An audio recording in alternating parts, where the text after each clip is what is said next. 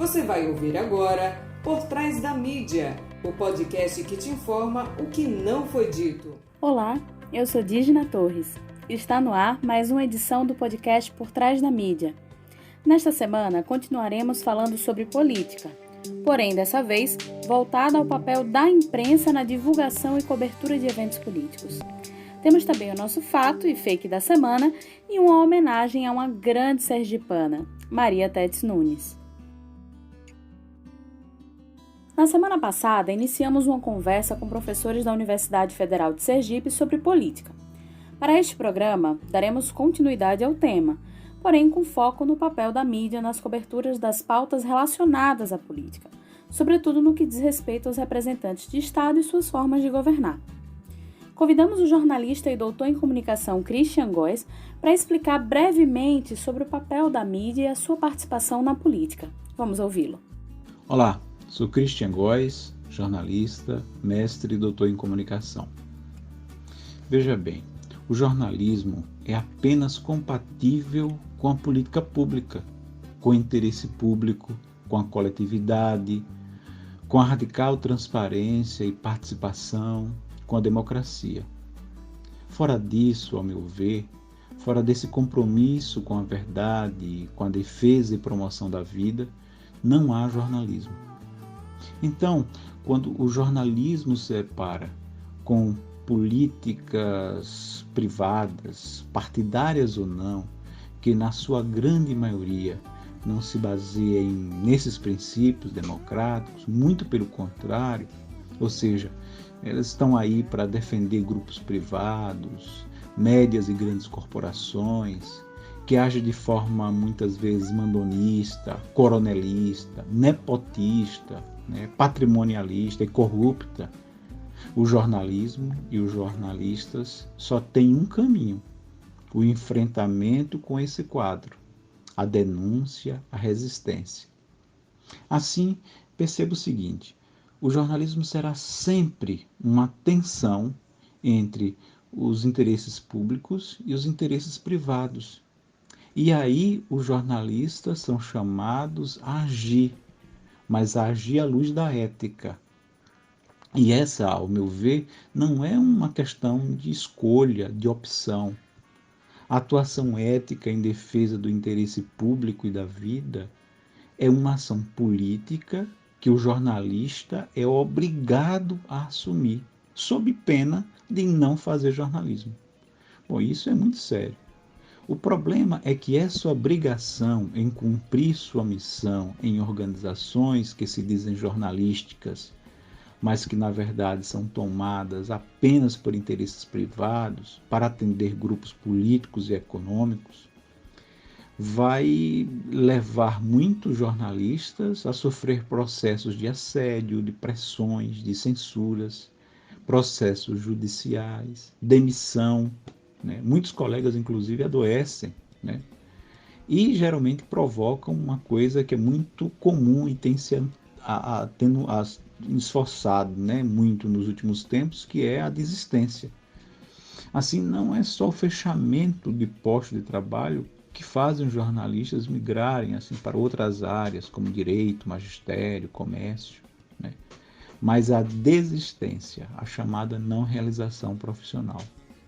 É verdade também que alguns colegas jornalistas aceitam, até por condições básicas de sobrevivência, se sujeitar à máxima exploração e principalmente se enganar pensando que estão fazendo jornalismo, não fazendo coisa nenhuma, Acabam fazendo propaganda, publicidade, assessoria travestida de jornalismo, entretenimento, para atender os patrões, para atender o mercado. Isso em troca do emprego e de algumas migalhas. Bom, mas penso que é sempre tempo de resistência. É preciso ter clareza de que o jornalismo não está aprisionado nas empresas. Hoje, com algum esforço, é possível sim fazer jornalismo com J maiúsculo, para além das organizações tradicionais. E esse é sempre o meu convite: se preparar permanentemente, resistir, juntar esforços e produzir jornalismo de verdade. não copiando o que se tem. Em Sergipe, ao meu ver, o espaço ainda é amplo para um jornalismo de verdade e que ainda não foi preenchido. Esse é sempre meu convite. É isso, grande abraço. Para saber mais sobre a rotina de um jornalista na cobertura de eventos políticos, convidamos também a jornalista e assessora da ADEPOR, Raquel Almeida, que trabalhou por mais de 20 anos na área de jornalismo político e vai nos contar um pouco sobre essa rotina. Sabemos que a mídia influencia a formação de opinião, pois quase toda a totalidade das informações sobre política que os eleitores recebem advém da mídia, né?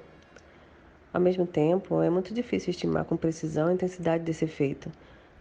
Quantas vezes a gente sabe e acredita que um debate final entre um candidato e outro, ou um escândalo de um deles, decidiu uma eleição? Provavelmente sim, mas a gente nunca vai ter certeza, né, de fato, se isso foi decisivo para o final de uma eleição. Por outro lado, o que podemos dar como certo é que a cobertura jornalística de fato político agora agilizou bem mais, né? Ao contrário de outros períodos históricos, onde a TV, rádio, jornal, impresso eram os únicos meios de comunicação, a internet ampliou os espaços de divulgação das notícias. E atualmente, qualquer processo político gera uma guerra de informação, né? Podemos abordar vários níveis de discussão aqui do papel da mídia. Mas vamos falar daquele que sempre é polêmico, né? O interesse das grandes empresas de comunicação, por exemplo.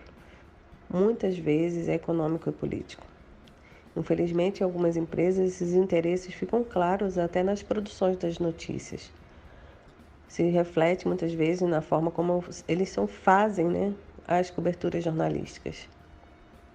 E a única solução que o leitor e o telespectador têm é que ele seja crítico bastante e se informe por vários veículos de comunicação, conseguindo assim distinguir se existe ou não uma manipulação e o que ele deve ou não acreditar. Na minha opinião, os veículos de comunicação precisam garantir a pluralidade, né, de pensamento em suas redações. Se não tiver uma redação plural, garantir um espaço de pensamentos, sejam eles da direita ou esquerda, o veículo acaba tendencionando.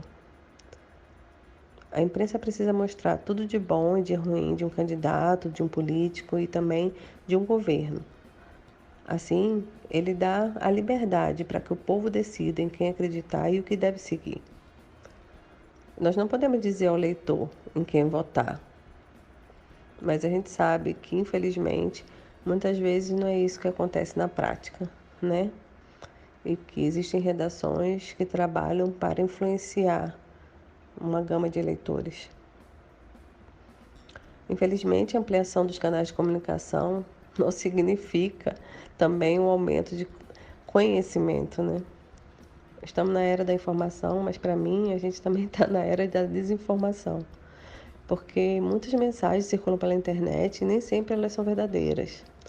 Como pode o cidadão comum distinguir uma informação falsa ou polarizada de uma confiável? Só podemos ter uma melhor compreensão do que ocorre se houver uma imprensa comprometida com o interesse público e o respeito ao Estado de Direito. É preciso que os jornalistas sejam criteriosos ao divulgar uma determinada informação e que o leitor e telespectador seja mais criterioso ainda ao receber essa mensagem. Se eu disser para vocês que foi fácil fazer política num veículo de comunicação, eu estaria mentindo. Nestes 22 anos de jornalismo, 20, né, à frente de veículos de comunicação, eu já fui ameaçada por mais de uma vez, até com polícia de lado. Foram centenas de processos judiciais.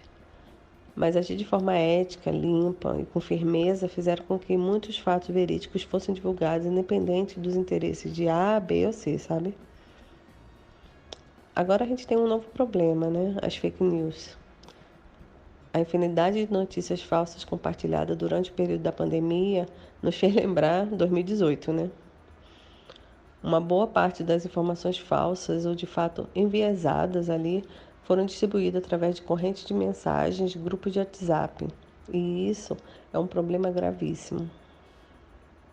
Infelizmente, assim como em 2018, eu acredito Esses sites de notícias engajadas e de perfis de Facebook ligados a eles é que ocorrem mesmo e vão ocorrer os jogos, né, políticos. E eles não prestam contas, não são oficialmente, né, eles dizem assim, não estão oficialmente fazendo campanha, mas estão compartilhando informações falsas em prol de um candidato ou manchando a integridade de outro adversário. No Twitter mesmo, já são conhecidos aqueles robôs, né? São programas capazes de mover centenas de perfis nas redes sociais que aparentam ser de pessoas, mas que na verdade existem para disseminar mentiras. E aqui no nosso país, infelizmente, o que mais preocupa são pessoas dispostas a trabalhar como esses cyborgs, né? Esses ciborgues, esses robôs. Ou seja, as pessoas que atuam como eles, passando o dia inteiro compartilhando conteúdo para dar voz a essas mensagens. Essa é uma preocupação constante, né? Nas últimas eleições, pelo TRE e pela polícia. Enquanto não tiver educação, na minha opinião, qualidade, né, de educação, qualidade de pensamento crítico, as pessoas vão continuar vendendo seu voto. E agora, pior ainda, trabalhando como robôs em prol de um candidato que não fará nada pela sociedade quando ele for eleito. As eleições deveriam consistir em eleitores que tomam decisões com informações checadas, mas infelizmente isso pouco ocorre. E por isso, na minha opinião, a nossa democracia corre sério perigo. E o dia 24 é o dia da sergipanidade. Portanto, a homenagem dessa semana vai nada mais nada menos para a saudosa professora historiadora Maria Tétis Nunes, que faleceu no dia 25 de outubro de 2015 aqui em Aracaju. A professora Maria Tétis muito bem nos representou, deixando um grande legado por aqui. Ela nasceu em Itabaiana, porém fez seu ensino secundário no Ateneu Sergipense, na capital sergipana. Formou-se em Geografia e História na primeira turma da Faculdade de Filosofia da Universidade Federal da Bahia e em Museologia no Museu Histórico Nacional. Gente, em ambas, ela obteve sempre a primeira colocação. Ainda enquanto estudante universitária, ela defendeu a tese Os Árabes, a sua influência na civilização ocidental. E por concurso, ela tornou-se professora catedrática do Ateneu Sergipense, sendo a primeira mulher a fazer parte da sua congregação integrada pelos mais expressivos nomes da intelectualidade sergipana. Ela também foi a primeira diretora do colégio, destacando-se pelas reformas pedagógicas implantadas. Além disso, ela foi professora fundadora da Faculdade Católica de Filosofia em 1951, tornando-se mais uma vez a primeira mulher sergipana a ingressar no magistério superior. Vejam quantos feitos e quantas realizações Maria Tétis ela fez, sendo uma mulher numa época em que as portas ainda eram tão fechadas para as mulheres na intelectualidade. Além disso, em 1961, ela foi nomeada pelo Ministério das Relações Exteriores como diretora do Centro de Estudos Brasileiros na Argentina, onde permaneceu por 4 anos, lecionando nos cursos de pós-graduação da Universidade Nacional do Litoral. Quando ela regressou a Sergipe, com a criação da Universidade Federal em 1968, tornou-se professora titular de História do Brasil, História Contemporânea e Cultura Brasileira. Na qualidade de decana da UFES, ela por 2 vezes ocupou a vice-reitoria, aposentando-se com 47 anos de magistério, recebendo também o título de professora emérita. Maria Tétis foi também presidente do Instituto Histórico e Geográfico de Sergipe, um local que guarda grandes memórias, grandes arquivos historiográficos e que serve como base de pesquisa para muita gente. Além disso, ela ocupou a cadeira número 39 da Academia Sergipana de Letras, local este, onde o seu corpo foi velado. Maria Tétis é uma sergipana que muito nos orgulha. E nós, enquanto sergipanos, devemos nos orgulhar da nossa identidade, da nossa sergipanidade.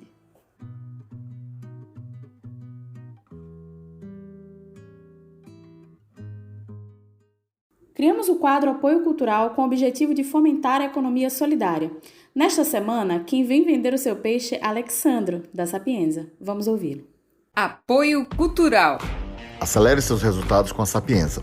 67% da jornada do comprador agora é feita digitalmente. Isso significa que sua estratégia digital é mais importante do que nunca. A Sapiens é uma empresa sergipana especializada na geração de leads para aumentar o faturamento da sua empresa. Aceleramos o crescimento de empresas utilizando estratégias de marketing e vendas, análise de dados de otimização de resultados, produção de conteúdo e campanhas com foco em performance. Se você tem uma empresa de serviços ao consumidor, varejo físico ou e-commerce, acesse www.sapiensae.com.br para saber como acelerar os seus resultados junto com a gente. Fato da semana. Na noite da última quarta-feira, dia 21, um incêndio ocorreu em uma das lojas do Shopping Jardins. Felizmente, o incêndio foi controlado a tempo, não houve feridos e a Defesa Civil apontou que o laudo da causa sairá em 60 dias. O que me surpreendeu nisso tudo não foi a falta de estrutura de segurança do shopping, uma vez que vários depoimentos apontaram que o alarme não disparou. O que me surpreendeu foi a quantidade de vídeos feitos por consumidores que estavam no shopping e, mesmo presenciando a fumaça e o fogo, continuaram andando calmamente e se preocupando mais em filmar o que acontecia do que sair imediatamente do local. É importante lembrar que o fogo pode se alastrar rapidamente em incêndios. A toxicidade da fumaça pode fazer muito mal a quem tenha contato por determinado tempo. Além disso, o fogo em contato com produtos inflamáveis pode causar explosões. Ou seja, em caso de foco de incêndio, saia imediatamente do local.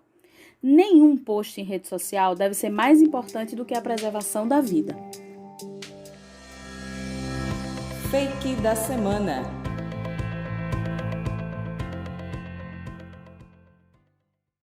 Lembrando mais uma vez que esse quadro são para aquelas notícias tão absurdas e surreais que parecem fake, mas infelizmente não são. O fake aqui nesse caso é uma ironia, tá bom?